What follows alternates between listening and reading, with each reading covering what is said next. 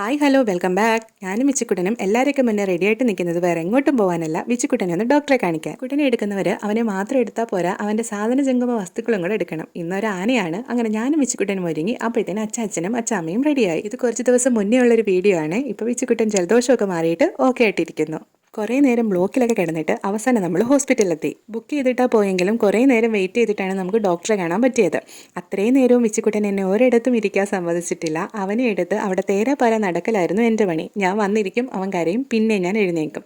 ഉറക്കം വരുന്നതിൻ്റെ നല്ല ബുദ്ധിമുട്ട് അവനുണ്ടായിരുന്നു. പിന്നെ എങ്ങനെയെങ്കിലുമൊക്കെ ഡോക്ടറിനെയൊക്കെ കണ്ട് നമ്മൾ അവിടെ നിന്ന് ഇറങ്ങി. ഹോസ്പിറ്റലിൽ നിന്ന് ഇറങ്ങി നേരെ ഫുഡ് കഴിക്കാനായിട്ട് കൊട്ടിയം ആര്യാസിലോട്ടാണ് വന്നത്.